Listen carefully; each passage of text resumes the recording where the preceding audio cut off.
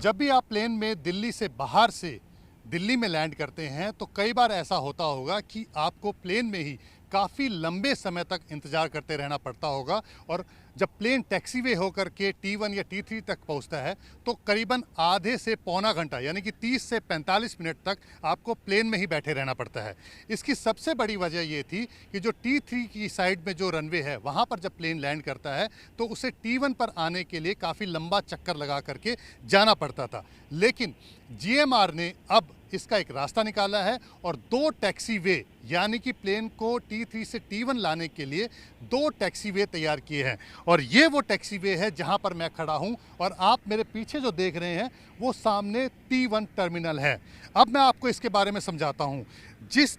Taxiway पर खड़े हैं इसे ईस्टर्न क्रॉस टैक्सीवे कहते हैं। यानी कि जब आप देख रहे हैं तो ये डायरेक्शन जो है ये नॉर्थ की डायरेक्शन है, जो मेरे पीछे की सामने की तरफ डायरेक्शन है वो साउथ डायरेक्शन है, मेरे बाएं तरफ जो आप डायरेक्शन देख रहे हैं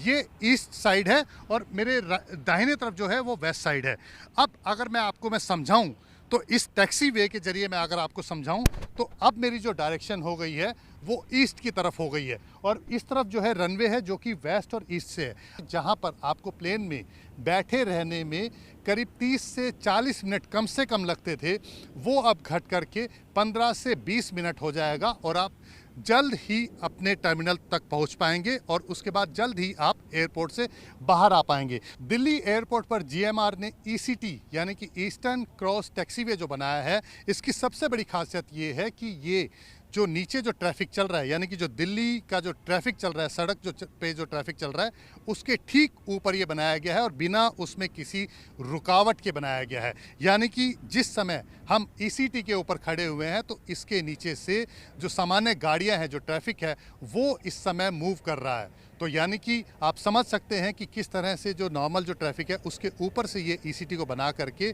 एक नया रास्ता तैयार किया गया है। 2 किलोमीटर लंबा ये टैक्सीवे बनाया गया है जिससे कि जब प्लेन क्रॉस करे तो किसी को भी दिक्कत ना हो। GMR ने जो ECT बनाया है यानी कि ईस्टर्न क्रॉस टैक्सीवे, उसको मैं आपको इस मैप के जरिए समझाता हूँ जिससे आपको ज़्यादा अच्छे से समझ में आएगा कि किस तरह से ये ईस्टर्न क्रॉस टैक्सीवे काम करेगा। देखिए, यू आर हेयर यानी कि इस समय हम यहाँ पर खड़े हैं, ये पूरा टैक्सीवे है ECT जिसे कहते हैं ईस्टर्न क्रॉस टैक्सीवे। ये टर्मिनल 3 है और ये टर्मिनल 1 है। अब अगर मैं आपको पहले बताऊं कि पहले अगर कोई प्लेन दिल्ली से कोई बाहर आकर के दिल्ली एयरपोर्ट पर लैंड करता, इस रनवे पर अगर वो लैंड करता, इधर से आकर के वो लैंड करता, तो इसे T1 पर आने के लिए वापस यहाँ से ऐसे घूम करके ऐसे क्रॉस करके और फिर यहाँ पर आना पड़ता था। और ठीक इसी तरह से अगर टर्मिनल 1 की साइड पर जो रनवे है उसे अगर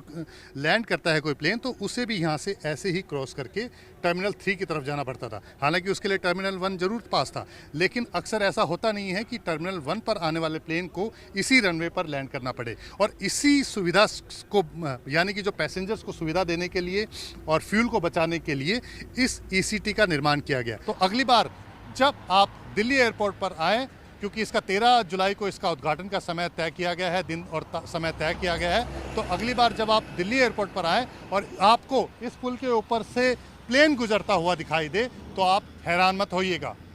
जितेंद्र शर्मा, जी मीडिया, दिल्ली।